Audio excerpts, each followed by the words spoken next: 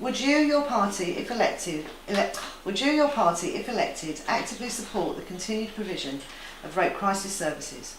What practical steps would you take to support the sustainability of rape crisis services locally and nationally? Well, the Liberal Democrats absolutely would support the extension of rape crisis services across the country. We've had a policy working group within our party working for the past couple of years called the Real Women Policy Group, and they've put together a Real Women paper. And one of the things they've looked at is rape crisis centres, sexual assault referral centres, among other remit of women's issues. And they've decided that the policy that the Liberal Democrats will have going into this election will be to put forward funding up for another 15 rape crisis centres across the country and another 10 sexual assault referral centres. So it is something we're taking very seriously indeed. There's also another number of different policies that we've come up with in this area, and for example a trafficking helpline for people who think that they may have been trafficked, or people who want to call up and have some independent advice who've been trafficked, and some other provisions in this area, along with also better education in schools, of course, and perhaps working with different organisations, bringing in organisations like Relate into schools to show young women and girls that actually, that, you know, they do have rights, and sometimes what they think it might be fair treatment isn't fair treatment. So I think that on a lot of levels we do need to have, you know, a holistic approach to women's sexual assault and rape. But at the level of rape crisis centres, we're talking about 15 more of those and 10 more SARCs. We acknowledge that within the Liberal Democrat Manifesto it does talk about rape crisis. I think the question that we would have, or the dialogue we would like to have in the future, is it focuses on 15 more when we're actually in a position nationally where those that exist need sustaining as much as there needs to be more rape crisis centres. So I wondered if you have heard any discussion, or you would like to say something about the need for sustainability of services, not just the development of 15 new ones. Well, I think sustainability of services is really important, and that needs to be done in a way that means that funding is promised for a much longer cycle than 1 year. And I think that goes for a lot of third sector organisations. At the moment, a lot of rape crisis centres are living a sort of hand-to-mouth existence, and that can't continue to go on. It's very difficult for a rape crisis centre, for example, like the work that Serric does, to encourage young people, young women, girls to come forward and to seek their counselling if it can't be sure that its sustainability is guaranteed in the future. Thank you.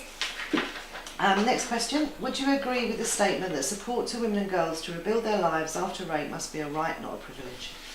If elected, would you, your party, actively support the provision of rape crisis services that provide a safe, women-only space because rape disproportionately affects women and girls?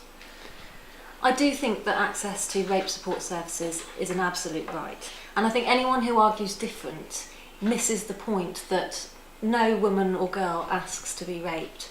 There is no responsibility on behalf of the women and girls who do experience sexual violence, and therefore it's their absolute right that they should at least have the best possible support after that incident has happened.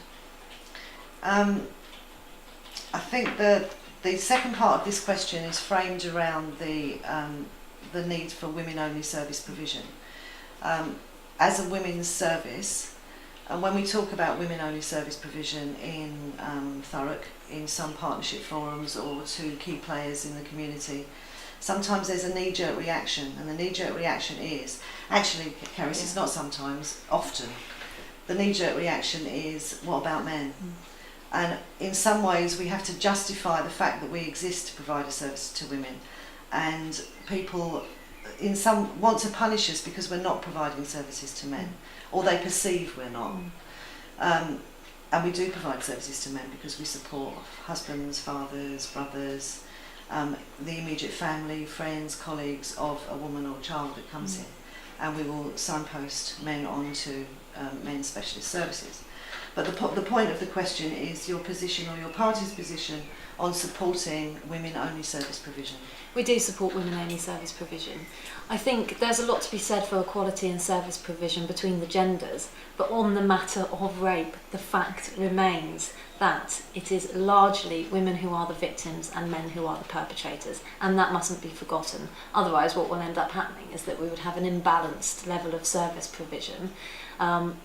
which of course seeks to identify the issues with both groups, which of course is right, but you've got to get the balance right so that you're not turning away, you know, many young women and girls who want women-only service provision. And I think the same thing goes in terms of, you know, people who are providing counselling, people who are working with those clients. It's very difficult, as we know by the low reporting statistics, to come forward and report a rape or sexual assault.